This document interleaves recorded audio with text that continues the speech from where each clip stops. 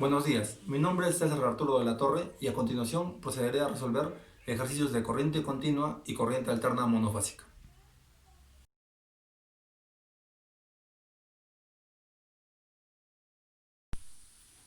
Empezamos con un ejercicio de corriente continua, en lo cual nos plantea lo siguiente. Una fuente de alimentación que proporciona una fuerza electromotriz de 25 voltios se conecta a 4 resistencias. Calcular la intensidad de corriente que circula por cada resistencia y la diferencia de potencial entre los extremos de cada resistencia.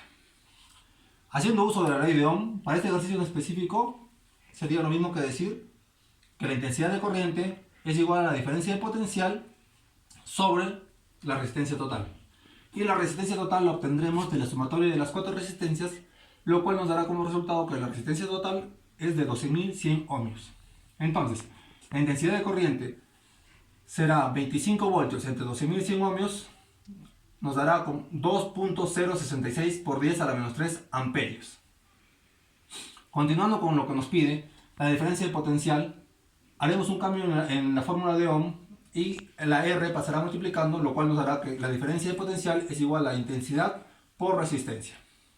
Al reemplazar esto en cada una de las resistencias, obtendremos que la resistencia número 1 tiene un valor de 4.545 voltios, la resistencia 2 de 5.578 voltios, la resistencia 3 de 6.818 voltios y la resistencia 4 de 8.057 voltios.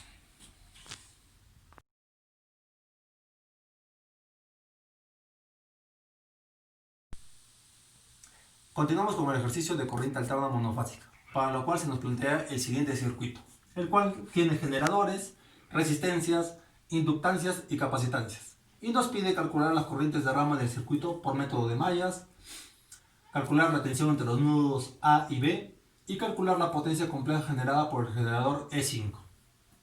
Empezamos con el planteamiento de las mallas, para lo cual realizamos un redibujo del circuito para obtener la malla A, la malla B y la malla C. Con estas mallas hacemos el planteamiento de las matrices de tensión para A, para B y para C, con sus respectivos valores y signos dependiendo del sentido de la circulación. Del mismo modo para la matriz de corriente, y continuamos con la matriz de impedancia, la cual obtendremos de los valores de impedancia que existen de cada malla y sus partes compartidas. Para el caso de RAC y RCA, al no existir impedancia entre las mallas A y C, sus valores serán de 0.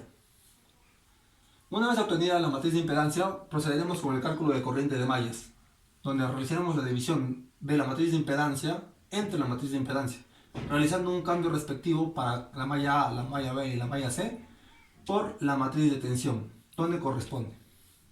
Obteniendo estos cálculos, podemos seguir con el cálculo de corriente del circuito, donde observaremos que I1 es igual a IA, por lo cual conserva el valor. I2 será la sumatoria de IA más IB con sus respectivos signos dependiendo del sentido de la circulación. I3 conservará el valor de IB, I4 será la suma de IB e IC con sus respectivos signos, e I5 será igual a IC con su mismo valor. Continuamos con el cálculo de tensión entre los puntos A y B, empezando a hallar la caída de tensión de la bobina, donde multiplicaremos la impedancia ZL por I2. Y al resultado de la caída de tensión le sumaremos la fuente de tensión, obteniendo así el cálculo de tensión de los puntos A y B. Por último, al conocer la tensión generada en la corriente, podemos hallar la potencia generada en E5, mediante el teorema de Boucherot, realizando la multiplicación entre la tensión y la corriente, que nos dará como resultado que la potencia generada de E5 es igual a 1 voltampere.